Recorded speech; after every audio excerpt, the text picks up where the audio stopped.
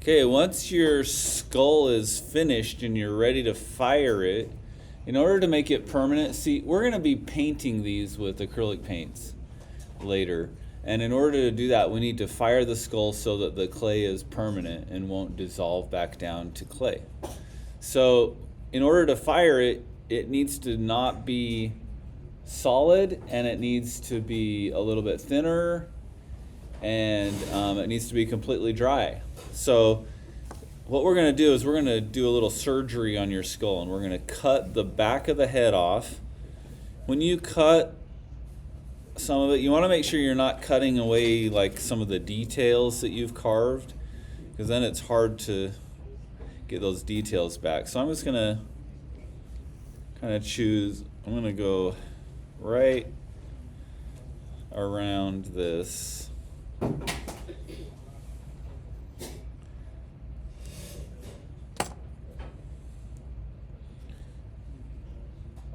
Sometimes you have to be real patient and work at it until it comes loose. Oh, I feel it. It came loose.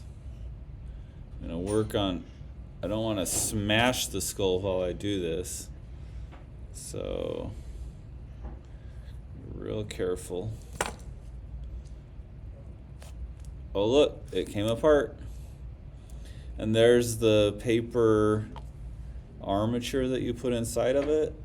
We're going to pull that out. Now I could just stick this back together like this, but there's a problem. There would be like an enclosed air pocket that when it fires, it will explode. So we don't want enclosed air, we don't want it too thick. So there's a couple things I do.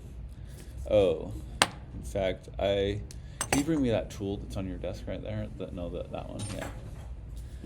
Thank you. There's parts of this that feel a little bit on the thick side. So if you feel around in your skull and you're like, oh, there's a little bit of a thick area, you can scoop out some of it with a tool like this. You just scoop out. I'm going to scoop out right where the teeth are. And as you do this, you want to be careful not to break through, so you have a hole in the front of the skull. But I'm just scooping out a little of the extra.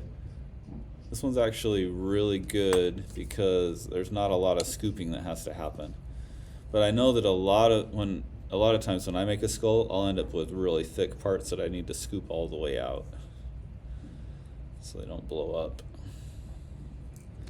I feel like that's pretty good. There's not a lot of scooping that has to happen. You can also go back on this side and scoop out a little bit. This doesn't have a lot though.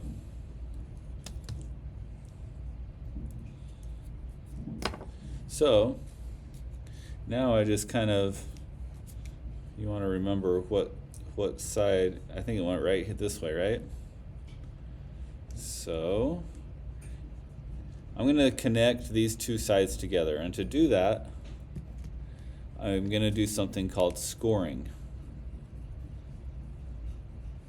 I'm going to peel that extra paper off, and I'm going to score the edge with a needle tool. I'll take a needle tool and I'll scratch it all up like this. But I'm scoring a lot. You notice I just don't do a couple of lines, I do like lots and lots of lines, so you can't count them. And then I'll take some water or a wet sponge. I'm going to get my sponge wet. And I'm going to put some water on the edge of this. Getting it wet. I'm going to go back and I'm going to score it some more. What that does is it mixes the water in with the clay, and it creates something called slip on the surface of the clay. I'm mixing water with the clay. Okay, now if I do that on both sides of the skull, get that a little bit wet.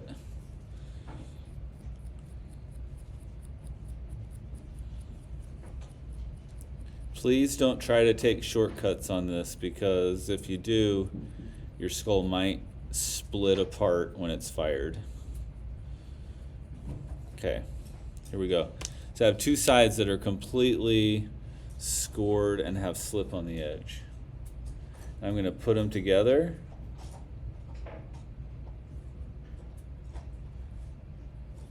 Make sure the seam lines up.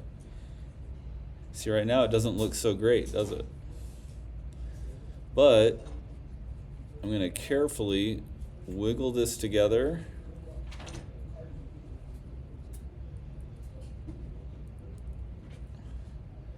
And you can kind of see the slip come oozing out of the joint where they come together.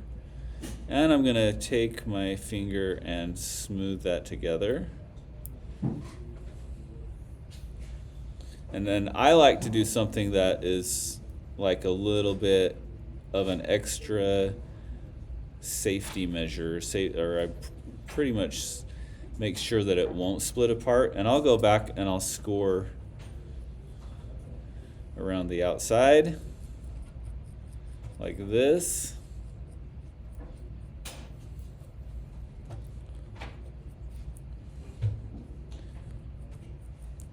See, I'm roughing up this surface by scoring it, and then I'm going to go back. I'm going to take a little bit of clay. I have a little bit of clay right here.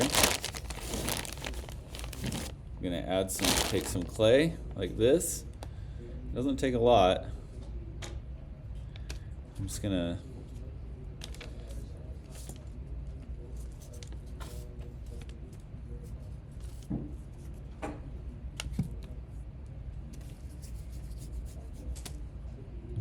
roll out a little coil of clay, and I'm going to put it right over that seam, and I'm going to smear it into it.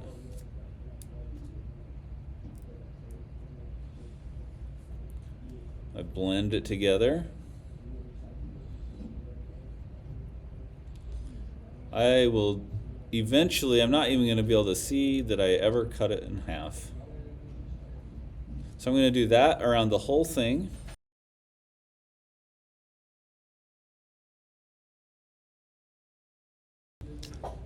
So, as a final step, this is looking pretty good, but as one final step, we're going to go back and, you know how I said if there's a trapped bit of air in there, as the clay shrinks as it's fired, the whole skull could explode. So, we're going to think back to our model of the skull, and there's always a hole in the bottom where the spinal cord goes. So, I'm going to cut a hole in this right here, and this is the part that you were saying sometimes you could tear the paper right out of the hole in the bottom, right? But this one, I'm just going to cut a hole in it. Now I know that the clay is not going to blow up because of trapped air, because the air has a space to get out. And that's pretty much it. Then you can go back and, like, we lost a little crack on the skull that was carved in there, so you can add that back in, and that's how you do it.